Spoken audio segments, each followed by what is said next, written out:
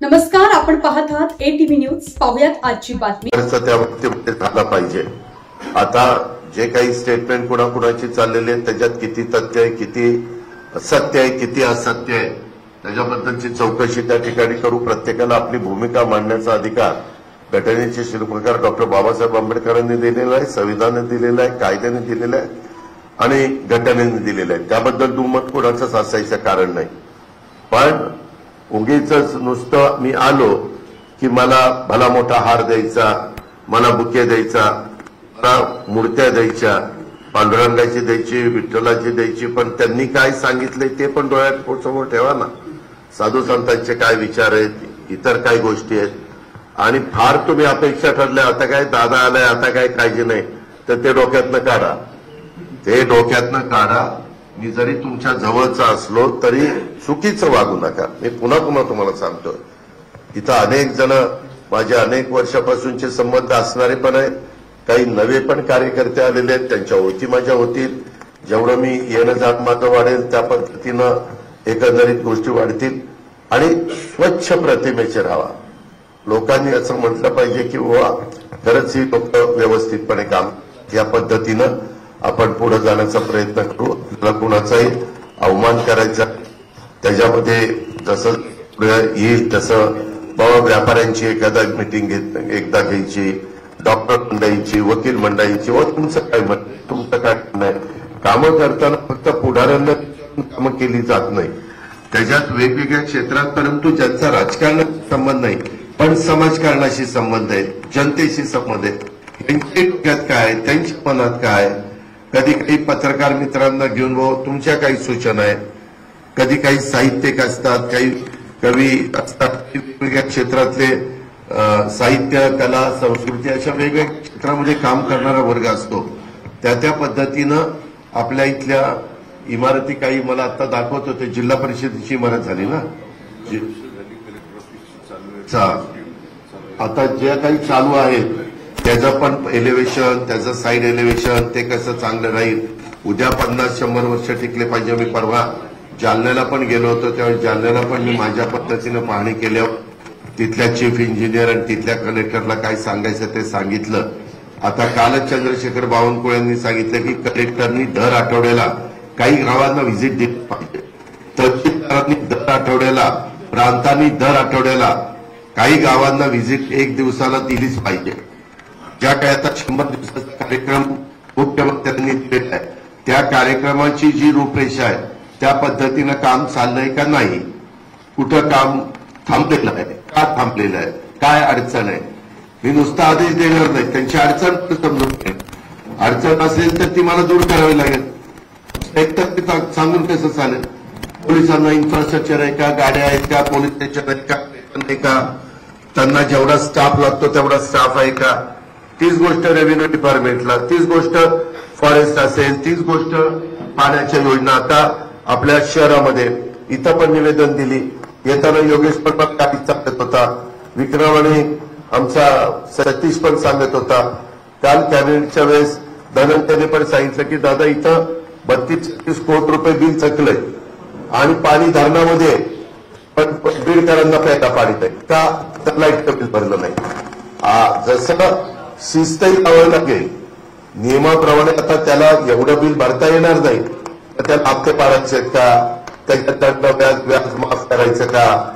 मी त्याच्याबद्दल कालच एक मिटिंग लोकेश चंद्र शुक्ला सचिव आहेत, लोकेश चंद्र महावितरणचे CMD आहेत, त्यांच्याबरोबर घेतलेली होती. जे माझ्या स्तरावर असेल ते मी माझ्या स्तरावर सोडेल, जे मुख्यमंत्र्यांच्या पर्यंत न्यावं लागेल ते मी मुख्यमंत्र्यांना सांगेल. हे सांगताना लोकप्रतिनिधींना पण विश्वासात घेईल.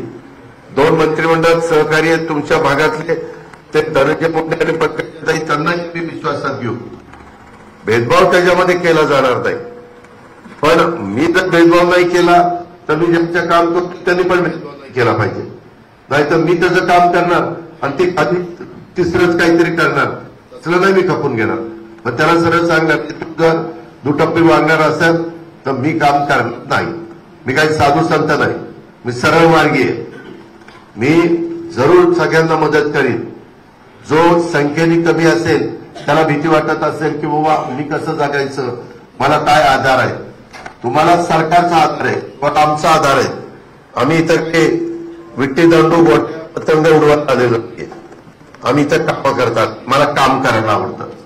मी सकाळी मी हेलिकॉप्टरने येणार होतो पण मी सतीशला आणि विक्रमला सांगितलं की आपण सकाळी 6ला निघू. 7:30ला बरोबर राजेश्वरला रात्री फोन केला. खरं 2 दिवसाची महत्वाची मीटिंग धनंजयची दिल्लीमध्ये. बातम्या काही चालल्यात, ह्याच्याकरता गेले त्याच्याकरता. मुख्यमंत्र्यांना मला एकत्र विचारून वेगवेगळ्या महत्वाच्या अन्न नागरी पुरवठ्याच्या मीटिंग तिथं असल्या तर त्या मंत्र्याला जावं लागतं. फायनान्सच्या मीटिंग असल्या तर मला जावं लागतं. होमच्या मीटिंग असल्या तर गृहमंत्र्यांना जावं लागतं. नगरविकासच्या मीटिंग असल्या तर एकनाथरावांना जावं लागतं. पशुसंवर्धन आणि एन्व्हायरमेंट त्याच्या संदर्भातल्या मीटिंग असल्या तर पंकजाताईंना जावं लागतं. खरं तो निरोप धनंजयला मिळाला नाही. वास्तविक आज पण त्याच्या तिथं महत्वाच्या मीटिंग होत्या. कारण तेही महत्वाचं आहे. कारण दिल्लीतनं पैसा जास्तीत जास्त आपल्या राज्याला कसा मग मनरेगाचा असेल. इथं विहिरी पण अशा काही महाराष्ट्रातल्या तक्रारी आहेत की दादा विहिरी नसतानाच पैसे उचलले जातात. इथल्या नाही, बाहेरच्या तक्रारी आहेत. तशा इथं होऊ नये. जर कोणाची काही कल्पना असेल तर हे किंवा जुनीच विहीर दाखवायचे पैसे उचलायचे असं दुसरीकडे होतं, इथं नाही. पण असं काही इन्शुरन्स, आपला पीक विमा, 1 रुपयात पीक विमा आहे. जमीन कुठली दाखवली जाते आमची गायरानाची, जमीन कुठली दाखवली जाते देवस्थानची, जमीन सरकारची आणि त्याच्यावर पीक दुसऱ्याच आणि पैसे तिसऱ्याच्याच अकाउंटला जातात. अशा तक्रारी आहेत महाराष्ट्रातल्या, तुमच्याकडे नाही, महाराष्ट्रातल्या. त्याच्यावर आपण तपासणार आहे. इथं असल्या तरी इथंही तपासल्या तर. कारण जेवढी आपण नीट शिस्त लावू तेवढा तुमचा फायदा होणार आहे. तुम्ही चुकीचे वायदे बंद केले, उद्योगपती येऊन इथं गुंतवणूक करणार आहे. तुमच्याकडं काही साईट विंडमिलच्या चांगल्या आहेत, तुमच्याकडे काही साईट सोलर पॅनल बसवण्याच्या चांगल्या आहेत, तुमच्याकडे काही साईट. आमचा प्रयत्न आहे की मुंबई बीड रेल्वे पण सुरू करता येते का तर तुमचा मुंबईशी पण पुण्याशी पण संपर्क कसा राहील. कारण दळणवळणाचा आता मी येताना ज्या रोडने आलो तो धुळ्यावरून सोलापूर त्याला जाणारा रस्ता जवळपास तुमच्या भागातला झालेला आहे. आता येताना बघितलं गावामध्ये डिवायडर काही अर्धवट सोडले गेलेले आहेत.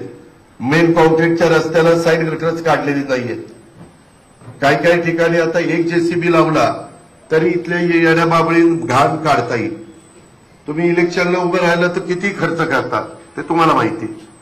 परंतु आपलं बीड शहर आहे, आपलं परळी आहे, आपलं गेवराई आहे, आपलं आष्टी पाटोदा शिरूर आहे, आपलं माजलगाव आहे, आपलं बडवणी आहे. हे आपलेपणाचे तुमच्या मनामध्ये येत नाही आणि त्याच्यातनं ईर्ष्या लावणार किंवा परळीच्या जास्त चांगलं काम होतंय का बीड शहरातलं होतंय, गेवराईचं होतंय, आष्टी पाटोदा का माजलगावचं होतंय का केजचं होतंय, आंबेजोगाईचं होतंय. अशा चांगल्या प्रकारच्या स्पर्धा कुठं कामाची क्वालिटी चांगली आहे, कुठं काय आहे. आणि बरेच जण आता काय व्हायला लागलंय, आता सत्ता आली आमच्याकडे 5 वर्षाकरता. लोकांना कळलेलं आहे. हौसे नवसे गौसे आता मला येऊन फार भेटायला लागले. लोकसभेला 3रीकडे होते, विधानसभेला 4थीकडे होते. तुमचा मग तिथे तेव्हा कुठे गेला होता नाही दादा मी युतीचा आहे. मग युतीच्या वेळेस उमेदवाराला विरोध का केला? हे असं चालणार नाही. काही दिवस तुमचं वागणं बोलणं अशांचं मी बघेन खरंच दुरुस्त होत आहेत का. कारण सरडा कसा रंग बदलतोय तशी काही एक जमात असते, सगळीकडे असते, माझ्याकडे पण आहे. ती जरूर उगवत्या सूर्याला नमस्कार करायचा. आज कुठं उगवलं इकडं, तसलं चालणार नाही. मी स्पष्टपणे सांगतोय. आता राजेश्वर मी तुझ्या देखत सांगतोय, लोकप्रतिनिधींच्या देखत सांगतोय. उद्याच्याला परत कुणी आलं नाही दादा एवढ्या वेळेस पांघरून आला, पांघरून फाटून गेले माझं. एवढ्या वेळेस पदरच राहिला नाही आम्हाला. असलं अजिबात चालणार नाही. तुम्ही तुमच्या कार्यकर्त्यांना पण खाली सांगा नको बाबा, आता उगीच आपलं स्वतःसारखं सरळ वागूया, चांगलं वागा. मी तुमच्या मागे पूर्ण ताकद उभी करीन, तुम्हाला कुणाला वाऱ्यावर सोडणार नाही. पण चुकीचं वागला तर तुम्हाला कार्यवाही केली जाईल. तुमच्यावर जे काही शासनाचे नियम आहेत त्या पद्धतीनं कलम लावली जातील. सातत्य ते राहिलं तर मकोका पण लावला जाईल. कारण 3-4 केसेस एखाद्याच्यावर लागल्या, 4 एक गंभीर स्वरूपात, तर ते होतं. बाहेरचे गुंतवणूक करायला विंडमिलवाले येत आहेत, त्यांना जर कुणी खंडणी मागितली, इथं नाही तिथं नाही, हे कुठं सरकारच्या रस्ते अडवलेले पण चालणार नाही आणि ह्या सगळ्या गोष्टी चालणार नाही. हे मी मुद्दाम सुरुवातीला सांगतो, मला खरं तर वेळ झालेला आहे. पक्षप्रतिनिधीच्या सोयाबीन कापूस सोयाबीन खरेदीच्या बद्दलच्या सूचना मुख्यमंत्र्यांनी कालच्या कॅबिनेटला जयकुमार रावळला दिलेल्या आहेत. बाबासाहेब पाटलांनी हा मुद्दा उपस्थित केलेला होता. आज पण निवेदनाच्या द्वारे आलेला आहे.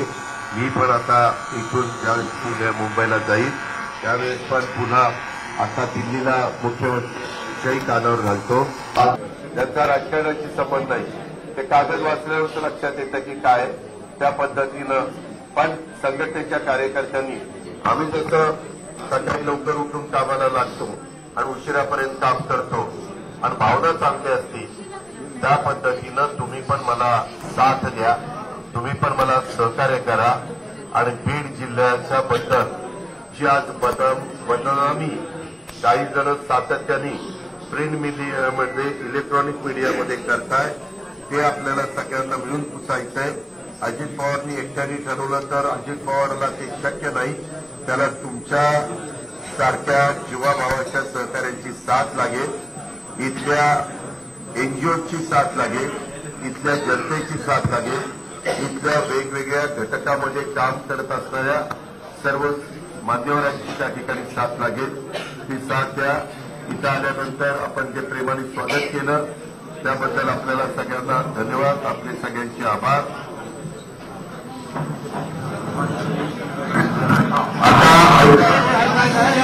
10 वाजता ईपीडीसीची मीटिंग आहे. तिथं ईपीडीसीचे सगळे सदस्य त्यांना काढून त्यांचा मुदत संपलेली आहे, ते आता तिथं समजत नाही. फक्त खासदार, फक्त मंत्री, फक्त आमदार आणि संबंधित अधिकारी हे तिथं उपस्थित राहतील. बाकीच्यांनी तिथं गर्दी केली आणि त्यांना बसून नाही दिलं तर त्यांना तो अपमान वाटेल. तर तो अपमान जडणघडण केलेली आहे. सुसंस्कृत महाराष्ट्र कसा असावा, वैचारिक बैठक महाराष्ट्राची कशी असावी, एकंदरीतच महाराष्ट्रामध्ये काम करत असताना सत्ताधारी लोकांनी कसं काम केलं पाहिजे याबद्दलचा आदर्श हा उभ्या देशाला, उभ्या महाराष्ट्राला चव्हाण साहेबांनी दिला आणि त्याच रस्त्याने पुढे जाण्याचा प्रयत्न राष्ट्रवादी काँग्रेस पक्ष त्या ठिकाणी करतोय. महायुतीला प्रचंड अशा प्रकारचं बहुमत मिळालेलं आहे. 5 वर्ष आपल्या हातामध्ये, आपल्याला कामं चांगल्या प्रकारे करायची. बीडच्या परिसरामध्ये अनेक प्रकारच्या वेगवेगळ्या बातम्या सध्या पेपरला आपण वाचत असतो. त्याच्यामध्ये जिथं तथ्य असेल तिथं संबंधितांच्यावर कारवाई केली जाईल, जिथं तथ्य नसेल त्या संदर्भामध्ये कारवाई करण्याचा प्रश्न येणार नाही. पण मला इथं बसणाऱ्या इथं जिल्हाध्यक्ष आहेत, तालुका अध्यक्ष आहेत, महिला अध्यक्ष आहेत, इतर वेगवेगळ्या सेलचे प्रमुख आहेत, अनेक सहकारी आहेत. मला त्यांना सगळ्यांना सांगायचं आहे, बाबांनो, माझी कामाची पद्धत थोडीशी वेगळी आहे. त्याच्यामध्ये उद्याच्याला कुठली कामं मंजूर झाली तर ती कामं दर्जेदार असली पाहिजे. त्याच्यामध्ये जर वेडेवाकडे प्रकार झाले तर मी सहन करणार नाही. तो राष्ट्रवादी काँग्रेस पक्षाचा कार्यकर्ता, मी जवळचा लांबचा असं काही बघणार नाही. हा जनतेचा पैसा आहे. मी आत्ताच माझ्या काही सहकाऱ्यांना सांगितलं, जनतेचा पैसा सत्कारणी लागला पाहिजे, तिथं कुठेही गडबड होता कामा नये. कारण आपल्याकडं मर्यादित पैसा असतो. आम्ही त्याच्यामध्ये प्रयत्न करू, केंद्राचा निधी कसा इथं जास्त आणता येईल, राज्याचा निधी कसा जास्त देता येईल, डीपीसीच्या माध्यमातून सर्वसामान्य माणसांचे प्रश्न आपल्याला कसे सोडवता येईल, ह्या सगळ्या गोष्टी आम्ही महायुतीच्या सरकारच्या माध्यमातून करू, राष्ट्रवादी काँग्रेस पक्षाच्या माध्यमातून त्या ठिकाणी करू, पण आपल्याकडनं पण कुठल्याही प्रकारची चूक होता कामा नये. मी आता डिपार्टमेंटच्या पण वेगवेगळ्या अधिकाऱ्यांना बोलवलेलं आहे. मी माझ्या पद्धतीनं त्यांना पण सांगणार आहे. माझा अनेक वर्ष राज्याच्या राजकीय जीवनामध्ये माझं काम आहे. मी 1991ला पहिला खासदार झालो होतो बारामतीचा आणि नंतर 8 वेळेला आमदार झालेलो आहे. त्याच्यावर मी माझे मतदारसंघ, माझा जिल्हा, मी जिथं मी पालकमंत्री म्हणून पूर्वी साताराला 5 वर्ष काम केलंय, पुण्यामध्ये अनेक वर्ष काम केलेलं आहे, संपर्क मंत्री म्हणून मी परभणीला पण काम केलेलं आहे. त्याच्यामुळं बीडच्या संदर्भामध्ये ही कष्टकरी समाज इथं मोठ्या प्रमाणावर राहतो. मला काम करत असताना मी जातीचा, पातीचा, नात्याचा, गोत्याचा कधीच विचार केलेला नाहीये. जातीय सलोखा आपण सगळ्यांनी ठेवला पाहिजे.